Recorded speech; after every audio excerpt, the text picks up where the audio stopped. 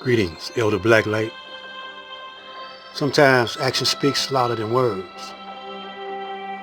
The Honorable Elijah Muhammad was raised up by Allah and the personal master Farad Muhammad and demonstrated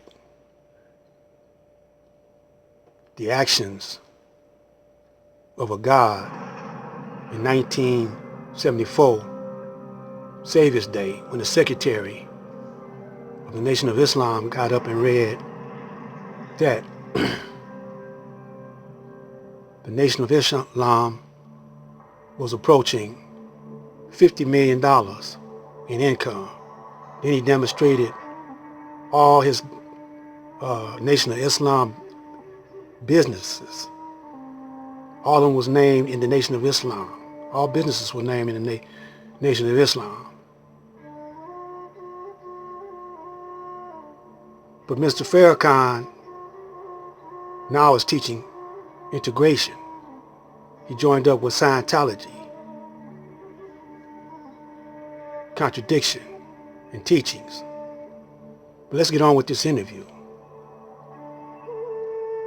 But as a writer, we always have our own personal tendency. I do not, however, relinquish my right as a scholar and as an individual to interpret in my own way. I don't mean this to interpret in hostility, but to interpret what I think it means. Yeah. You see.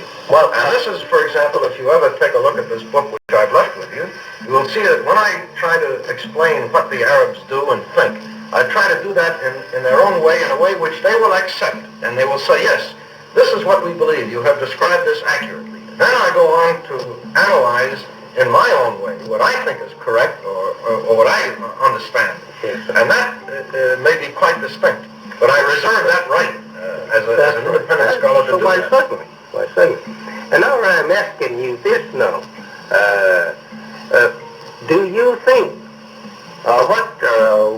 what is your conception of the various movements made here? There is two major movements that's being made here. Yes. One is for staying with the master and forcing the master to keep his doors open to them.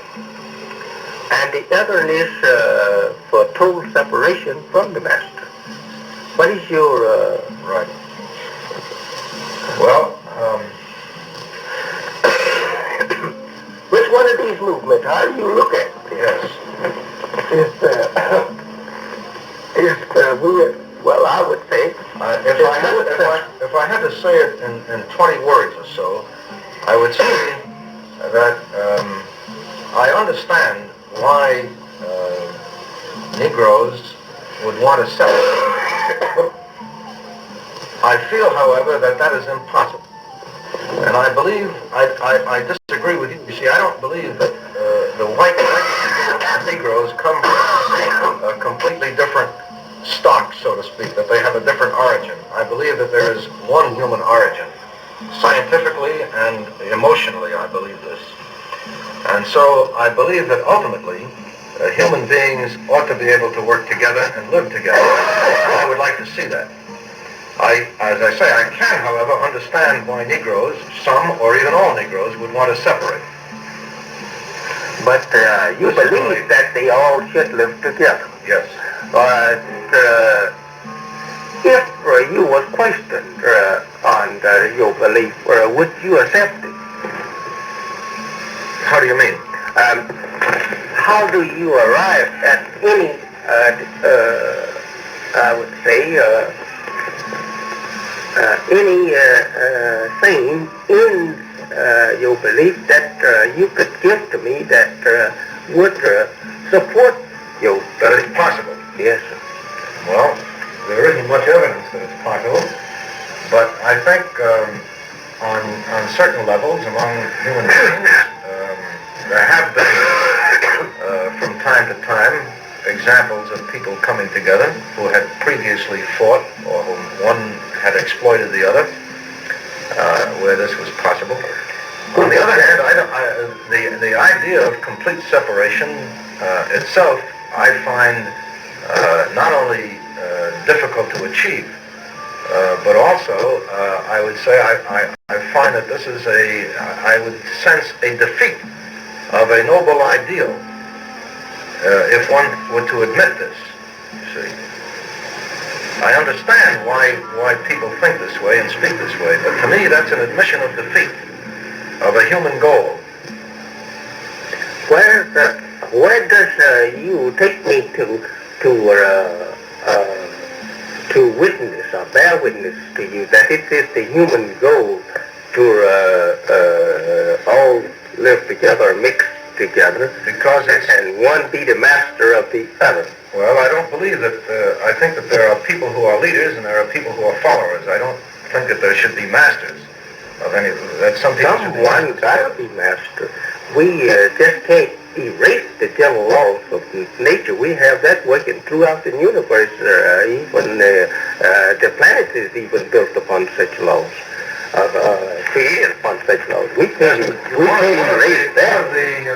Somebody gotta be the reason reason. of Islam is equality. I mean, what do we mean by equality then? The nation of Islam, equality.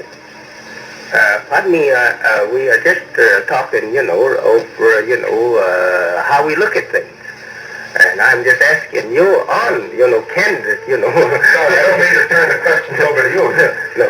But if you say that you think that the races should be merged in and live together and not be separated, I'm asking you, where do you find, why can you point to me in the past history where that such ever happened and that it was a success? It happened considerably. I don't know what we mean by success, but racial mixture has been going on in the world. I know thousands of years. I know that ever since you've been here in the sun, it has been going on. Yes. It's your father's idea. This was in the work of your people, not in ours. It was the father's idea of your people, was to mix them in and yet make them dominate. But as we hinted at this some time ago, going into really the core of the thing, maybe we may start pulling away poles apart, but still we must come to the knowledge of truth in the thing and the justice in it.